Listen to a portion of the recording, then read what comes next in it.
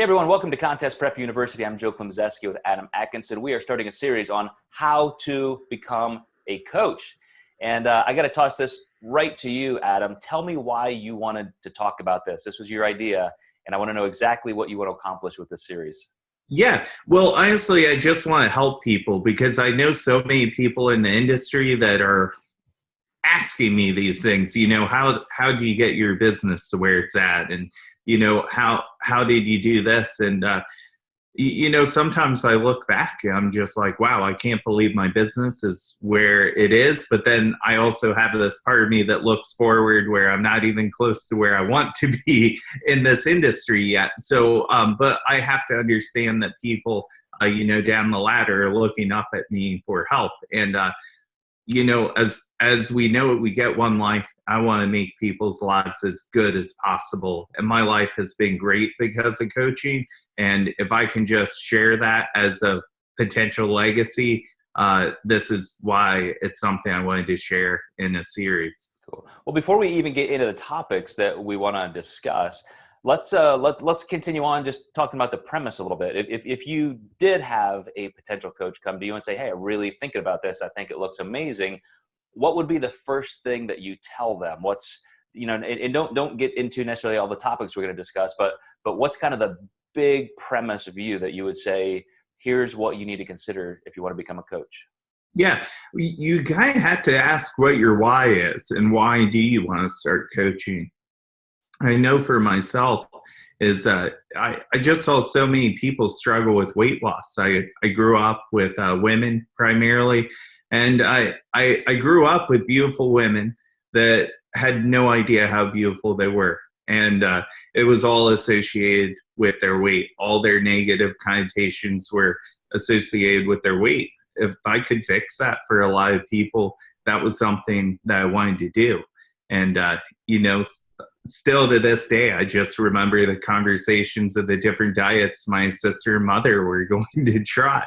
And I think that's where my passion really generated. And as I met more females specifically, they just struggled with body image, and nutrition was a great way to fix that. You bring up an amazing point, and I think this allows us to take even a step further back foundationally. You started out in personal training before you and I ever met and we got on board with nutrition coaching. I was actually, I would say I was probably just a bodybuilder before anything. I was lifting weights and heading in that direction in my early teens, but then I moved into physical therapy, and my physical therapy career led me to opening a gym where I was then doing personal training before I was ever doing nutrition consulting. So you and I have a broader base of fitness experience that we built the nutrition component on top of. So if somebody just comes to you and says, hey, I want to be a nutrition coach, do you think that's the end all be all? Like, yes, be a nutrition coach and that's all you need to do? Or are there other things that you may want to pull into that?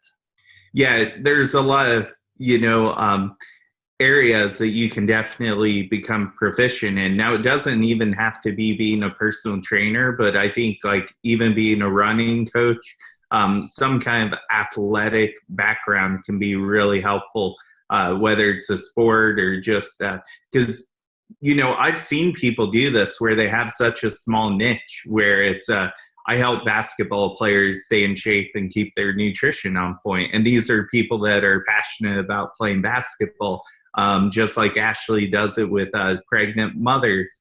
You can find these small niches as well. But, for us, predominantly, a lot of our love for this came from the iron game in the gym. Absolutely. And is there anybody that you would say, you probably shouldn't do this? What would your warning be to somebody?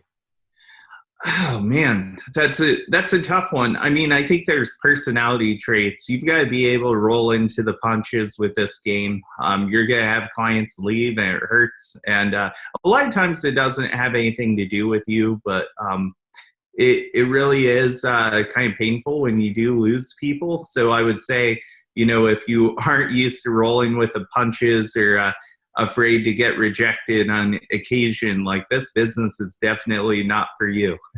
And that's exactly what we're going to talk about to wrap this up several episodes from now, which is the business aspect. And I think that can be the most difficult for a lot of people. So you guys stay tuned. Thank you, Adam, so much for that great introduction.